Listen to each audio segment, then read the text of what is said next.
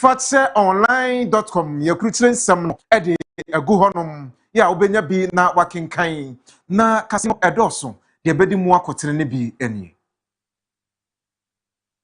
Ghana mampanyin His Excellency John Dramani Mahama akopiemu wo Switzerland abrotimamu na wode atodwa ese ebraso se abibiman nyina wonum ka won hobomu na de yefra no vaccine no wotumi ye won de ese de beya wapomden ho wobetumi ahwe na watu won mu ankasa anamo.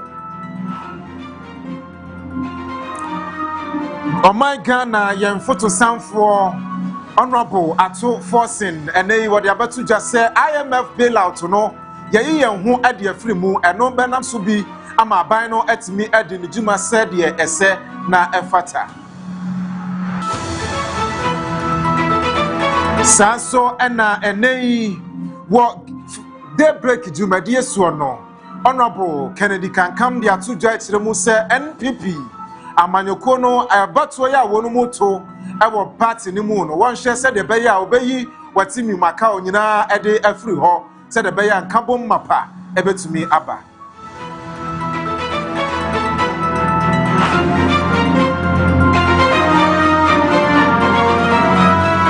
sanso ena nagrats ene wonu mu frese automatic posting ya na ye posti akyerɛkyerɛfo no aban no ensan emfamra biem.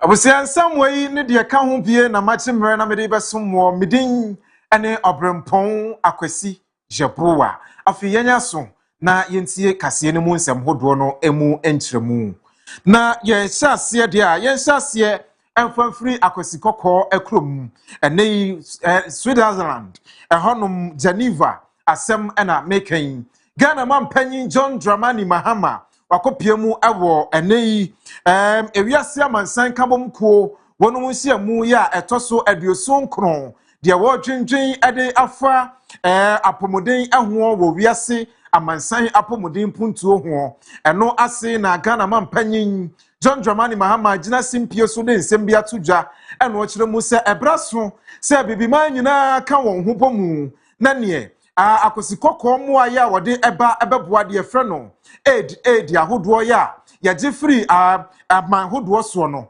yetimi ade yen ho na yankasa yetimi abobra ewo yapomuden emu se de beya yankasa betumi ade yen sika ade ahyemu na aboa ama oman Ghana ene ewiase ene abibiman nyina enso atimi ade won ho na no no woda ne di akiremu se enam so bi ma wono kura na namontuo ya watu wo my Ghana mu no ene obepie mu a National Health Insurance wonu ma pagya mu pa na juma edie wo my Ghana no edutwam sanso na free health care ya wonu ade aba ene de keka ho nyina ya namontuo mapa ono de wasase na wotu wo my Ghana mu na wosrese abibiman nyina ka won homom na wontumi tu sa na mo ne bi se de beya timamufo awodo ewo abibiman mu no wonso enso apomoden mapa wonsa ebetumi akambie na yenna wobi ansa na yenya apomoden.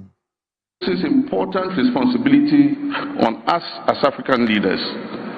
We must see health spending as an investment rather than just a social obligation, because a healthy population is indispensable to economic progress.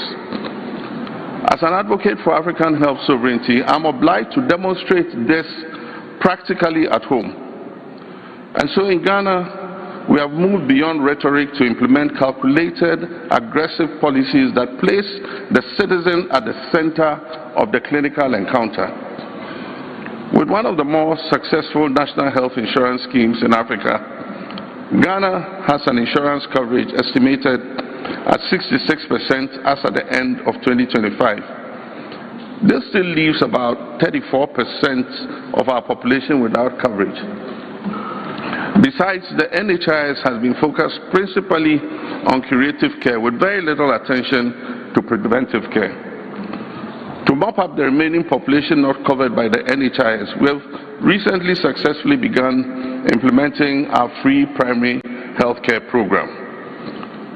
By removing financial barriers to the most basic and essential services at the rural level, we've ensured that our citizens in the remotest regions of our country also enjoy access to quality health care on par with their urban counterparts, with an eye on preventive care.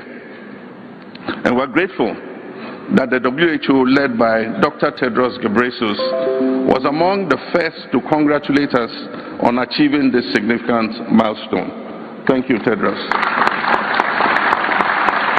His Excellency John Dramani Mahama Kosua de nsem ne bi tu judge de mu se sei abibiman nyina won kan won humum na ye ho a ye kan bo mu no se de be ya yemfa ye ho ento obibiada emoaso efrise se nei wo bepie mu a USAID ye bi ade bia na wonum edeboa ema abibiman ye kan bo mu ene ya pomuden ho nsem etimi egina brane na nei wonum twisensen ye no oman Ghana ene eka ebetsuai oman Ghana komu eye bese 78 million Ghana cedis US dollars eno ne ka oman Ghana boy ye said ye beya Ghana yenso ye betumi anya ye ho said ye beya pomuden no ye nan obi enti we ekire se odi oho atutu amansan anase ewiasefo eso se wonum de moa beba na abeso wasene ama wapomuden agina brane na daachi bi wani na wo yifiri honom a wanhwe yi a na ekofa oyene e de abrewo man no nti yenyina abibremu yenkamom na yenyina brane. The World Health Organization's budget has been gutted by the withdrawal of US assistance, forcing the organization to scale down programs and undertake steep staff retrenchments. In Ghana, health financing from bilateral and multilateral partners has significantly decreased since 2025. Ghana lost $78 million in health funding following the closure of USAID programs. This money went mainly into malaria programs, maternal and child health, nutrition, HIV/AIDS programs, including testing and delivery of antiretroviral drugs. In South Africa, the abrupt withdrawal of PEPFAR funding has shut clinics, terminated gender-based violence programs, and left 1.4 million people living with HIV uncertain about their treatment continuity. And we're told that by 2030, 9 million preventable deaths could occur due to these shifts. It is estimated that the direct consequences of this aid suspension could push about 5.7 million Africans into poverty by the end of 2026. It is this gloomy outlook for the future of global health that prompted the convening of the African Health Sovereignty Conference, famously known as the Accra Reset, in August last year. It is against this backdrop that we meet at the 79th World. His Excellency John Dramani Mahama ene wokuswa said ye beya oman Ghana ya pomuden ho nsem betumi agina brane na aboa mati mamufo ho atowonum won ho ahenhan wo munti na nsan ne nkoma a wodi nyina apomuden ewom na no kan ho bi manei wasade atudwa kire mu se obepiem oman Ghana agenda 111 ya His Excellency Nana Adodankwa Akufo-Addo na ban eso wonum eye no ene wahye bose emu aduasanum de obehwe na wawie ama oman Ghana atumi akomu akogye ayarehwe ne nyina ene sen woni a Nana Adodankwa Akufo-Addo de contracting ehye wonsa no ebi wo honom a ebesi nei won call site mpo na wakwadi djuma eno no His Excellency John Dramani Mahama se yenka enkire wonum se wonya ready efise wama iyoko wonum tumi se wonko na wonkire won na womra wonum akate se de beya obeba betirem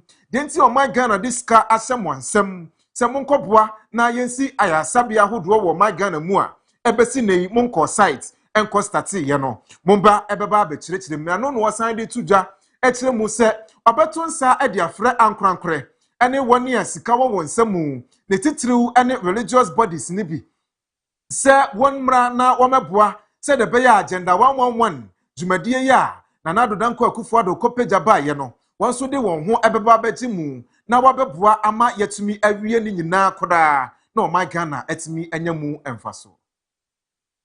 Going to begin with the Agenda 111 hospitals.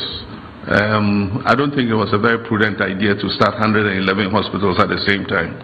At least they should have been phased out, you know, but some at foundation level, even some of them, people took the mobilization and never went to site. IOCO is going after them.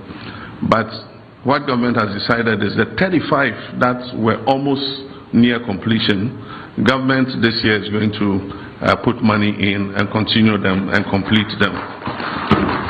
And then adequate provision will be made in the next budget to clear another batch of them. But we're also inviting the faith-based organizations that run hospitals to adopt some of the hospitals that they think they can complete and bring into operation. And so that is going on. We also, as Your Royal Highness mentioned, are building a new cardio center in the Tamale Teaching Hospital. In the whole of the 5 northern regions, there is no cardio center. And so any persons who had strokes or heart attacks or any cardiac incidents had to either come to Kumasi or Accra for treatment at great cost to themselves and their family. And Ghana mampanyin de nsem way tuja ebra etifido mantem nananom atrankonya wonum edin srahwe ehhehye so kopie onum ewo nakachi na no no san de tuja kire mu se ese yade ba kopa wo my Ghana ati atese eye enubone num ene emabuni wonum guso saa no pawie anwumere ena wonum enum nubone no a dachi bi eno wanhwe yi a ebekwa kofa wo ye nepa ede abre wo my Ghana yenya enipa titiro bi anase mpanimfo papa bi amomu medi wo man yanim enfo man no enko bosha asase a yepese yeduru so no eno nti ono wode ne nan esi fom na namontuo bi a obetuo nananom enta nachi na wo moase de beya obetumi atu nubone esosa ewo man Ghana mu ni titiro ene wone a odi sa enubone no ho adwa no wone a woton no esefata se woboa na yetumi ekekere wonum efri oman no mu se de beya wone a wonom so esobete ede ama wonum na se yegya ne sa no wokoso tonwo a wanhwe yi a dachi bi oman yi bekuta hrenhre. Your Royal Highness, your concerns regarding mental health and substance abuse are deeply valid and timely. The growing drug abuse crisis amongst our youth requires urgent national attention. The abuse of tramadol and other narcotic substances is destroying lives, is destabilizing families, and is undermining community security. Mental health can no longer remain a neglected area of public policy. And I urge our traditional leaders to become involved in the fight against drug abuse.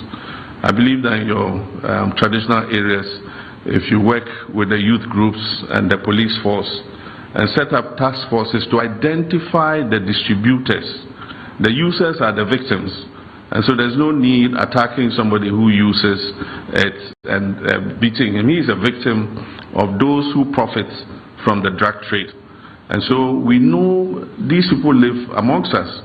They take delivery of bulks of... Honorable Dr. Kasiel Atto-Forson, ene ono ene my Ghana foto sanfo no share my Ghana yensi kasem eswo. Odi aba abontin abebo amane enche pi wonum ekanye se my Ghana ya de yen ho ede afri IMF nsiseye emu eno nam so bi ma nei wodi atuja se o sansiseye ya ene yetimi ayi yentiri ede afrase no ebeboa ma aban yi ene adwumadi agodo esefota se odi ma Ghana yen ho to yen se adwumayefo a yebetumi afa bie na enhyehyeye awodo ebetimi de agu akwan mu nyina aban no sesei de wanya ne freedom ebeboa pa eno nti eye ne gisam ade ma o my Ghana sei ena Kasiel Atto-Forson editor and central for it. Ask a question from stability, what next? I think it's a chain of 3.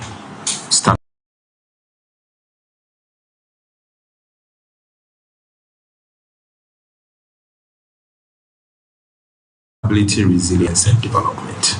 Build stability, build resilience, and the resilience development. Clearly, stability is done. We've announced been confirmed by the fund. We've built some good resilience and we are building it continuously. It's now time for us to develop and create jobs. And that is where we are going. And so in the coming days, we'll be announcing our flagship design called the New Economy, where we'll be looking at areas of development and job creation. And that will be made known to the people of Ghana. But just to be assured that from stability, you build resilience, and from resilience, you build an economy. Yentua Cassiano so and Famomona and Nea no pay.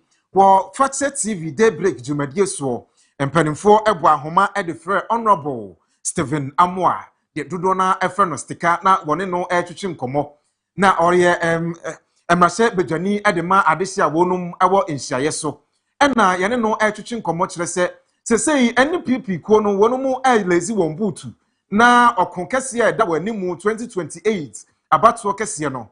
Washese wobetumi agitumi eno nam so bi ma party no wonum flag bearer Dr. Mahmoud Baumia at the committee ahodo bi abetudwa ya ekire se wonum baboa no ama ne hihye ya ahodo a odi gu akwamu na amanatumi akogitumi no akoso yie pa nanso na dodo na ehwe ni mu kwan se honorable Stephen Amoa Stika enso edin betumi aba committee ni mu baako nanka aboa ama hihye etumi akonani mafrise papa yi obone homodin pa ewo party no anamontu ahodo nyina mu na no na dodo na enhu ne din eno nti obepie mu ewo Fache TV dwumadie ne so no kojomafo ebusa ne se wonhu ne din ewo committee nim yenhwe de Stika eka edefa ensem no ehu bia kojo no comment. I don't know comment. I don't want to comment on. I think that it's only the first one. And I think of what I saw my second one. I think the only media will be communicating media to me. Because all these things are not very important. I mean, what is important is that what am I offering my society? Open Shiaesua, I can put my hand on my chest. Say, Mama, about 1,000 scholarship. Very soon, maybe another 300. I can put my hand on my chest, say, by the grace of God. They are training for 1,000. High, beats. I am Papuane back at the boom. High, solid DST. It's any man training. I can put my hand on my chest and praise the living God. Say, Metiwe, and grab them pin in my hand. I am on tables and chest. Say, Metiwe, communities.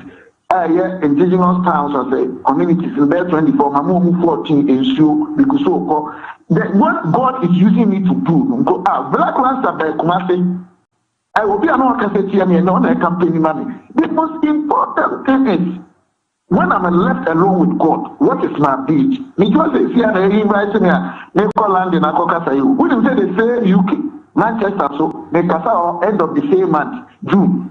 But the enemy, Master, and this globally, and who said you are capable, you can do this. Now you can offer your services to the group and to the community and to your country. And in here, I come to an answer. So, I said the race is not to the swift, neither the fight to the strong. But time and such. Honorable Kennedy can come and so akane Mrashebe Jani Edema Omanfo ya wonum ewo inshayeso. Wono de na wo studio. Ya na yane no edi nkomo wo anopa dwumadie daybreak ojomafo etne dwamu no woni ne edi nkomo eno wo kire se NPP party no esese omo hyehyɛ wo niam yie se de be ya watimi waka obia ebetumi afiri ho na ade ba ko pa eye ne nwanwa ne se polling station elections ya ekoso no obetie yesikwada so entokwa asi obetie yesi adweso wonum se yente ye ho ase na nyina so ye party ba ko ya eno nti wono de onsuso so say asante mantam ne titiriw ya NPP party no aye won stronghold na ne entokwa esode saa anu nti wo frese obi a party manyina enhwe say asomdue ne nkabom mapa ebetumi aba na yato aba ewa asomdue mu ne titiriw ene Ashanti region hanom bato ahoba ebekoso ewo party nim nyina anu nti empanyimfo a eda party na no wa asante mantam ha no wonhwe no wonfa wonan si fom se de beya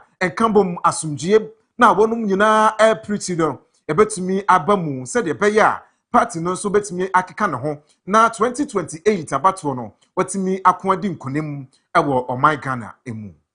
Party way. You will win 2028. And some of us have you seen the way I've started? So was the message as you know. Yeah, me say me individual be in the moon was anti memoir. Me say individual be on many days the moon was anti memoir. Yeah, brand the party about this level. Now we bedroom muswa. Me say regional officer bia de ba muntu regional officers ni nyina obi on corporate election bia muntu no amoto mano because they are not capable. Where you are there say de ba. You cannot control just 47 constituencies. As long as you 27 constituencies are a problem. Some of the constituencies in Ghana, peace or the common sense, who will be a good administrator, a good leader. You should provide the constituency where a hot spots. Nobody at I have peace you have. Think I'm over here in Ukraine. Nakamati me ahwe nakamo the competent people akoba bia movies enye na mo pen Ukraine open Ukraine pass na say you. So Nankama ya na mass friends mass segregate ade no. Who segregate ade ni wie no a wo di crofo a omu no you know your people. Wo ya obi a wo ya party penyin origin man you know that enipa we or straightforward enipa we ya kanana enipa we say me people penyin fo mo origin ni mo nyina na hyere nyina me no nyina do ya konkonsa ni mi ni mo no do ya crofo bi ni mo no do ya basabasa bi ni mo no do I know obi as current executive I know them national officer I know them. And you know your men in the region. You know those who are capable in handling issues. Put them at the place of problem or no munko. Ebe go asebi o who see you in politics. We what is a hard year. Because I'm a mafia ye. So that time no nya referee or ye firm and fair. Yɛntoa so ɛwɔ nwomasiɛ mu na ɛnɛ akyerɛkyerɛfoɔ nkabɔmkuo yɛ a wɔnom ɛwɔ ɔman Ghana mu nyinaa wɔde nhyiamudeɛ bi ahyehyɛ so na ɛno ɛna ɛtɔ so edumiɛnsa ɛyɛ 13th annual delegates congress yɛ a ɛkɔ so ɛwɔ bekyɛm ɛwɔ ɔman Ghana mu na ɛnɛ ɔpanimpa yɛ a wɔno ɛna yɛ Nagrat wɔnom president ɛde ato dwa sɛ akane no na akyerɛkyerɛfoɔ wɔnom kwantitiɛ bia kɔgye ntitiɛ wie na wɔnom ɛkɔyɛ national service ewia na ententem so na yɛfrɛ bibi automatic posting obon sɛ na ne wɔnom ayɛ na wakɔ akɔkyerɛdeɛ wakɔhyɛ ne dwumadi ase ɛkyerɛdeɛ nanso ɛne ensesaeɛ mapa ɛna de aba mu na ensesaeɛ no nyinaa ayɛ sɛ mobɛtwɛn owie national service abɛtena fie atwɛn ama aban ɛna ɛbɛposti wɔ ansa na wɔnya baabi akɔyɛ adwuma ɛno nam so bi ma ɛnɛ akyerɛkyerɛfoɔ a ɛsɛfɔta sɛ yɛhia wɔnom ɛwɔ sukuu ahodoɔ mu no yɛnya ɛno nti wobɛkɔ no na sukuu bi wɔ hɔ no mu a akyerɛkyerɛfoɔ ɛwɔ mu kakraa bi ketewa bi ɛnso ɛma adekyerɛ ɛnhyɛ daa ɛnkɔ so ɛno nti wɔhwɛ ɛno nso kora san ka ho bi ama akyerɛkyerɛfoɔ a wakɔgye nteteɛ no dodoɔ na awie sukuu wɔte fie wɔ ne adwumayɛ ɛneɛ wɔnenam saa ɛno nam so bi ɛde ɔhaw ne ɔyɛ nepa ɛde brɛ ɔman Ghana ɛnwomasua ɛno nti wɔsra ban sɛ automatic posting no ɔmfamra biem ɔnsan famra sɛdeɛ na yɛyɛ no kane no saa no ɛbɛboa ama ɛnwomasua afa ne ntoma pa ɛde efra president ɛde ma ɛkuo yi owura Jacob Anaba ɛde nsɛm yi ɛtoja ɛboro 40,000 a wɔwɔ fie a nti na kɛseɛ paa no akwa no yɛama no akɔ skul yɛde sika ahwɛ no wɔ skul wawie yɛsɛ wankɔ no gyɛ ɛwɔ nyɛ adwuma nyɛ ɛnyɛ adeɛ a ɛbɛboa nkwaraa te fie na mo ɛbi wɔ classrooms no bebree da hɔ kwa wokɔ rural areas na classrooms no bi wɔ ha ɔmo ne teacher ni meanwhile nkwaraa ɔmo awie school ɛsɛ ɛkɔ sɔm kɔla bɔtɔ mu nti yɛ haw paa no sɛ sisi a ho yɛpɛ sɛ aban ɔrekrutu ɔmo nyinaa recruitment no ɔmo nyɛ no automatic ɛnyɛ adeɛ a ɔmo bɛbue pɔta sɛ pɔta no so yɛkɔyɛ nneɛma ansa na yɛrekrutu ɛnyɛ automatic wonya awie school na yɛkɔ so akɔ school classroom na wakɔkyerɛ ɛno ne ɛyɛ ne adeɛ a ɛha yɛ sisi a bi a teacher no bɛtena sɛ na accommodation ɛnyɛ ɛyɛ adeɛ a ɛsɛ aban yɛ bibi ɛfa ho his excellency sɛ ɔyɛ bibi teacher dabrɛ yɛbɔ mpaeɛ sɛ ahemfo no bɛma ɔmo asase na ɔmo de asese dan ama nkotɔkɔ because baabi a ɔbɛda no ɛno nso ho ayɛ paa wɔkɔda baabi a wosɔre na ɔho nyinaa yɛ wo yɛwode classroom a ɛnyɛ adeɛ a wobɛtumi ayi wo yam ayɛ adwuma no yie na secondly means of transport teacherfoɔ no ebi ti baabi a ɛmfa ni baabi a mokɔtira ade ɔmbɛhia car ana moto ana bicycle bibi a bɛboa ɔno bɛkɔ school ntɛm a ɔbɛkɔ akɔtira ade nti yɛsrɛ Honorable Nanija Divine enso eye president edema Teacher Trainees Association of Ghana wonum so ediaba ono so de atuja ewo sa enhyamu krona ase e no de atuja se teacher trainee allowances no bese bosumi nsia nie wonsa entumi enkan ye eno nam so bi ma asuafo ya wonum je ntitiye no won ho kire won pa eba wonum adidie mu ebinum so kra no eka bi wo hono mu esefata se wotua nanka wani da so se allowance ebeba no de atua no ebesi nei wonsa nkan nti wonsa egu wonsa yam sra ban se omoa se de beya teacher trainee allowance a akamu no obetumi atua de ama wo no wohwɛ kɔta no ma ɛnyɛ mansi biara na aban ɛde di to saa kɔta no so aban hyɛ da yiyi mmeammea yɛhia akyerɛkyerɛfo ɛwɔ hɔ de onyi bɛka sɛ vacancy enti woba me mansi mu sɛ yɛwɔ over concentration of teachers ɛwɔ hɔ aba bi kura wɔ hɔ at the JHS yɛsi danta teacher for 9 ɛna ka ehia wɔ hɔ woba me mansi wa mo school go ha eye JHS ya we need teacher for be 21 how we go for concentration na so we go to for be for wa e was sent a teacher for be near the enko but ni na ya na be de na ya ma no for so the postron no ko go to ma dan this over the whole politician eye how kakakapa de mai enu su tura ye wa don do ma ni ba afi me no ka say ene kura ya friend from this assembly common fund secretary o man pan Bahama aban no e de hye bi ba ye friend teacher dabre project teacher dabre project say ye man see ye providing sase ye fama aban na aban no me see housing unit also say ne be ya baby a teacher for better any problem e be say me bi nim say the man see ye o ba bi o teachers for ko na say o mo person o me ko because say onya dan kura enhan accommodation e issue any to oba present enka oba do sa postina you will have the solution teacher dabre is not the solution we are going to build a house so that at Monday they will pay over a certain period of time etimra teacher ni no kra no kwa hu gym na ono akasa e wo decent place ya obetima lay and no ever one amasa in some way ya wo di obi ko opito mo person be come eso at government honorable John Kwabena Adom enso edebi etuja kire mu se wosre ono so kosiem ekọ enhyemude no ase eno osre se akyerɛkyerɛfo so mo so aya amomo ayembi se aban no epostimo se monko na monko ya adwuma ba bia ye de mo beto bia empanifo se ba bia abebeto bia ye mpoyem eno nti monko na monko boa se de bia akyerɛ se adesua ene adekyerɛ betimi akoso na akyerɛkyerɛfo bi mo ye postimo a mompese mobeko enam se mususu se bia ho no eho ye kurase ena eho nom sa eno nti mompese mobeko nti wosre se monyintum na ba bibia da ebe postimo no monso mobetimi akọ. Yeah, I think say abeno di aka by say 5 months. Because last academic year no na aka 1 month and and last semester year and so 4 months or munyantia so o de nyina de bo my 5 months. Nti yesre say aben be den this our request or through no month near then atia as we speak the teacher training to be reporting on 18th which is I think next week. So yesre say aben be near share so no more my this areas that they are at least.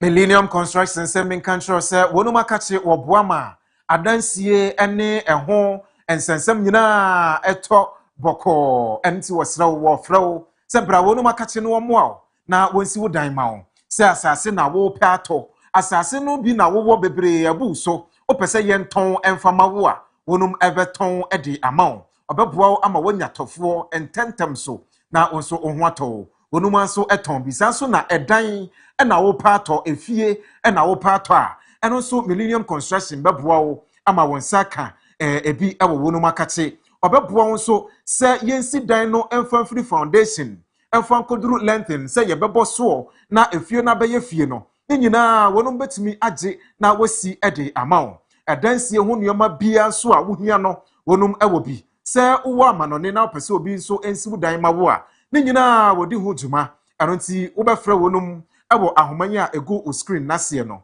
na wɔne wɔnom atwetwe nkɔmmɔ wohyɛn na Yas Junction Kumase ɛna wɔwɔ nanso wɔn dwumadie no ahyeta ɔman Ghana ntono ne ntua so afana baabi a wɔnom edi dwuma deɛ hia ne sɛ ɔbɛfrɛ wɔnom ɔbɛboa nan na baabi ɛsɛ fɔta sɛ wɔba na ɔbɛboa wo ɛma ɔdansie ɛho nsensɛm etimi egyina yie no ɔba abɛboa wo ama wɔn saka wɔnom ɛna de sika asomasene ɛma mede kaseɛ ɛbɛsom mo awia yi medin ɛne Obrempong Akwasi Yeboah Macron.